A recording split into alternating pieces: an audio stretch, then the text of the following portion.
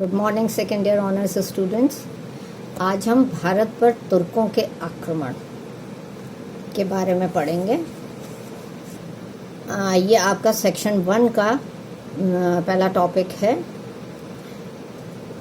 अगर हम तुर्कों के बारे में बात करें तो भारत पर तुर्कों का आक्रमण वे तीसरी ऐसी प्रजाति थी जिसने करा। सबसे पहले भारत पर अरबों ने आक्रमण करा, फिर ईरानियों ने आक्रमण करा और उसके पश्चात तुर्कों के आक्रमण हुए। और भारत में इस्लामी राज्य को कायम करने का श्रेय भी तुर्कों को ही जाता है। वे अपनी बुद्धि और व्यवहार के कारण, जिसमें उनका बुद्धि का प्रयोग और व्यवहार में तलवार का प्रयोग ही इस्लाम की स्थापना में सहायक सिद्ध हुआ था।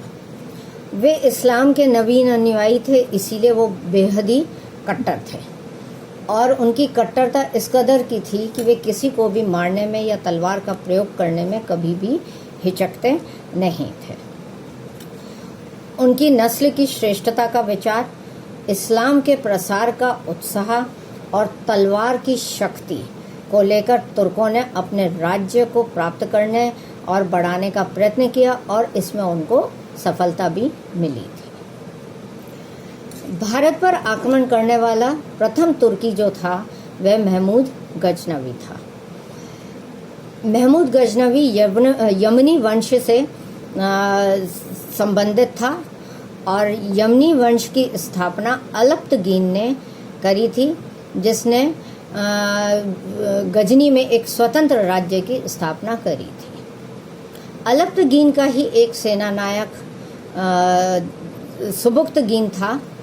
सुबुक्तगीन ने अपने जिसके अधीनता में वह काम कर रहा था उसको उसने, जिसका नाम पेराई था, उसको उसने गद्दी से उतार दिया था और उसको उतार करके अपने हाथ में सत्ता ले ली थी और स्वयं का राज्य स्थापित किया था। उसी के पुत्र महमूद गजनी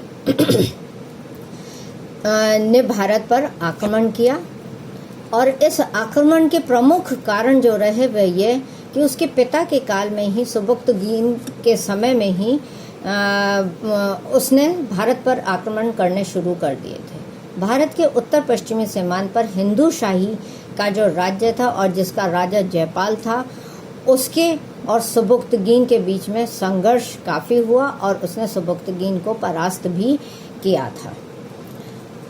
977 में जब सुबुक्तगीन की मृत्यु हो गई तो उसके पश्चात महमूद गजनी गद्दी पर बैठा था। महमूद गजनी के भारत पर आक्रमण करने के कुछ मुख्य कारण रहे। पहला, जैसा कि मैं अभी बता रही थी कि इस्लाम नवीन इस्लामी थे, इन्होंने अभी ही इस्लाम धर्म को स्वीकार किया था, इसलिए इस्लाम धर्म का प्रचार और प्रसार करना इनका मुख्य उद्देश्य था।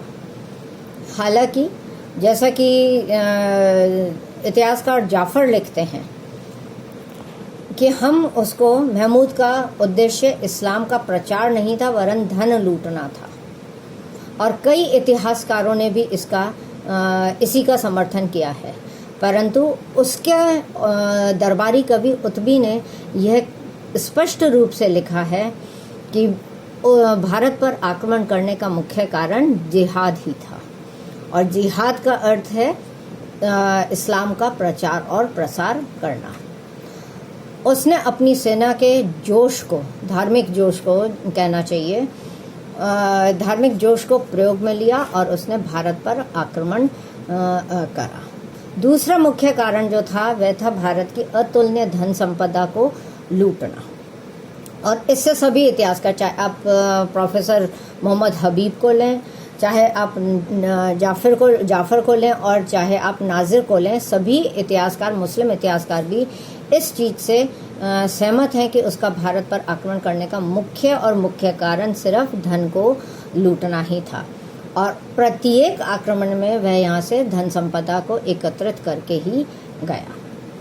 तीसरा उसका राजनीतिक उद्देश्य था, वह ये कि हिंदू शाही राज्य को अंत करना और अपने राज्य की सीमा को बढ़ा करके हिंदू शाही राज्य को या उत्तरी पश्चिमी सीमांत पे जो भारतीय राज्य थे उसको अपनी राज्य में सम्मिलित करना। और अंतिम जिसको इतिहासकार कहते हैं कि वो यश यानी अपनी कीर्ति को फैलाने में ज़्यादा विश्वास रखता था और इसीलिए उसने अपने यश को फैलाने के लिए भारत पर आक्रमण कर लिया। भारत पर महमूद गजनवी ने 12 बार आक्रमण करे और 12 बार के आक्रमणों में उसने सफलता ही प्राप्त की। इस सफलता का कारण क्या रहा, तो उसमें हम भारत की राजनीतिक विच्छिन्नता को एक महत्वपूर्ण कारण मानते हैं। भारत में उस समय की राजनीतिक स्थिति की अगर हम बात करें तो बहुत छोटे छोटे राज्य प्रत्येक क्षेत्र में फैले हुए थे। सबसे पहले मुल्तान और सिंध 2 मुसलमानी राज्य थे।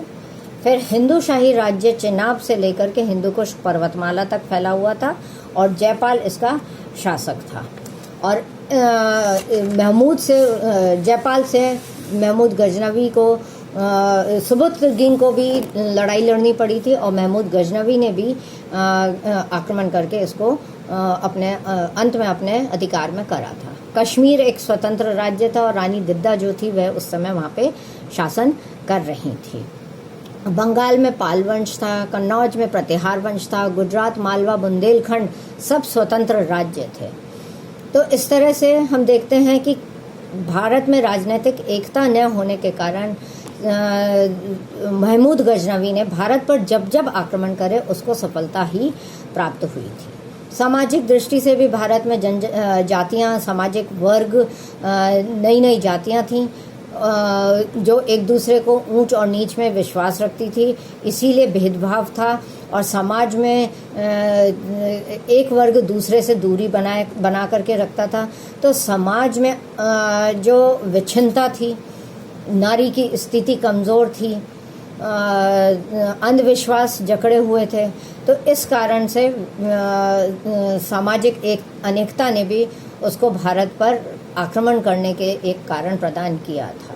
धार्मिक दृष्टि से भी भारत में इस समय हिंदू और बौद्ध धर्म पतन उन्मुख हो रहे थे। तो ऐसे समय में उसको भारत पर आक्रमण करने में काफ़ी सरलता हुई थी। भारत पर उसने जो आक्रमण किए मैं उसका ब्यौरा आपको देना चाहूँगी। उसका पहला आक्रमण 1000 ईस्वी में हुआ था जो उसने हिंदू शाही राज्य पर किया था। इस आक्रमण के तहत, इस आक्रमण की बात हम अगर करें तो उसको सफलता ही प्राप्त हुई थी और जयपाल को हराने में वह सफल रहा था। दूसरा आक्रमण 1001 में हुआ था जो पुनः हिंदू शाही राज्य को दबाने के लिए किया गया था। तीसरा आक्रमण महमूद गजनवी ने भेरा के निकट आनंदपाल को, जयपाल का जो पुत्र था, उसको ही उसके ऊपर आक्रमण करके किया था जहां उसको हार का सामना करना पड़ा था और मुल्तान पर महमूद ने अपना अधिकार कर लिया था। 1008 में भारत पर उसने चौथा आक्रमण किया था और यह मुल्तान को विजय करने के पश्चात मुल्तान को विजय करा था, पर उसके जो शासक था दाऊद वह महमूद के विरुद्ध था, तो अतएव उसको पुनः हराने के लिए उसने भारत पर आक्रमण किया था। पांचवा आक्रमण उसका आनंदपाल पर किया गया था। आनंदपाल को इस बार उसने पराजित करके और नगरकोट क्षेत्र तक अपना अधिकार स्थापित कर लिया था। 1009 में भारत पर छठा आक्रमण करा जिसमें उसने अलवर में स्थित नारायणपुर राज्य को विजय करके वहां पे लूटपाट करी थी। 1014 में सातवां आक्रमण करा जिसमें वह थानेश्वर तक लूटपाट करके गया था। 1018 में 4 साल बाद वो वापस आया और भारत पर आठवां आक्रमण करा। इस समय उसने हिंदू शाही राजवंश के त्रिलोचन पाल को पराजित करा और उसके राज्य को सदैव के लिए ही समाप्त कर दिया था। और इसके पश्चात वह मथुरा तक आगे बढ़ा था और मथुरा राज्य को उसने जी भर कर के लूटा, मूर्तियों को तोड़ दिया, मूर्तियों को उठा करके वह अपने साथ में ले गया क्योंकि वह मूर्तियां हीरे जवाहरात से जड़ी हुई थी। तो धन संपदा को उसने काइंड के रूप में इस समय हासिल किया था। उसका नवा आक्रमण 1019 में हुआ था। पुनः उसने त्रिलोचन पाल जो अपने गर्दन उठाने लग गया था, उसको पुनः उसने दबा दिया था। और अब त्रिलोचन पाल को समाप्त करते हुए वह आगे बुंदेलखंड की ओर तक बढ़ा था और बुंदेलखंड को जीतने और लूटने में वह सफल रहा था। 1021 में भारत में उसने पुनः प्रवेश किया। यह 10वां आक्रमण था उसका। इस अभियान में उसने ग्वालियर के राजा कीर्तिराज को पराजित करके कालिंजर की घेराबंदी करी थी। और जब कालिंजर से उसने धन प्राप्त करके तब वह उसको युद्ध को छोड़ करके संधि करके चला गया था। 1024 में भारत में उसने सबसे प्रसिद्ध अपना अभियान किया, वह था सोमनाथ के मंदिर को लूटना। अहिलवाड़ा होते हुए 1025 में वह सोमनाथ पर पहुंचा था और उसने इस मंदिर को पूर्ण रूप से लूटा और शिवलिंग को तोड़ा और शिवलिंग के टूटे हुए हिस्से को वह अपने साथ गजनी लेके गया, जहां मस्जिद की सीढ़ियों पर उसको लगाया ताकि वह पाँव में आ सके। 1027 में उसने पुनः आक्रमण किया और यह उसका अंतिम और 12वां आक्रमण था। यह आक्रमण उसने लौटते हुए में, जब वह सोमनाथ मंदिर से लौट रहा था तब उसको रास्ते में जाटों ने परेशान करा था। सिंध के जो जाट थे तो उनको सजा देने के लिए वह पुनः भारत पर आक्रमण करा था और उनको उसने ख़त्म ही कर दिया था। स्त्रियों को लूटा और संपत्ति को लूटा था। इस प्रकार महमूद गजनी ने भारत पर आक्रमण करे और आक्रमण करके उसने पंजाब, मुल्तान, सिंध, अफगानिस्तान इन सभी राज्यों को अपने अधिकार में करने में सफलता प्राप्त करी थी। 1030 में उसकी मृत्यु हो गई थी।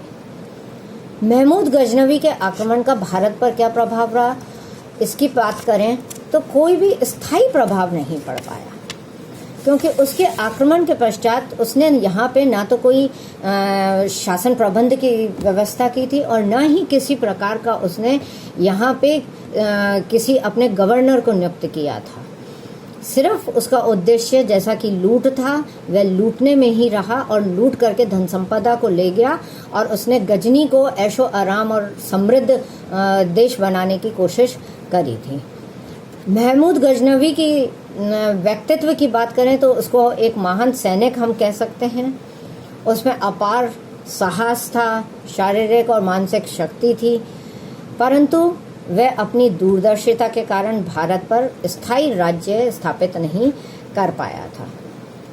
उसके राज्य को उसने धन दे दिया, मगर उस धन को भी वह स्थायी नहीं रख सका, क्योंकि उसके कोई भी पुत्र ऐसे नहीं हुए जो इसको उसके राज्य को कायम कर सकते। भारत ने पुनः अपनी शक्ति को, हर राज्य ने अपनी शक्ति को स्थापित किया और पुनः अपने राज्य को स्थापित किया। पुनः भारत में मंदिर भी बने। यह जरूर था कि एक हिंदू शाही राज्य को उसने पूर्ण रूप से समाप्त कर दिया था। Thank you. डिटेल नोट्स आपको मिल जाएंगे जो PDF फॉर्म में आपके पास में व्हाट्सएप ग्रुप पे पहुंच जाएंगे। कोई क्वेरी हो तो आप व्हाट्सएप पे कर सकते हैं।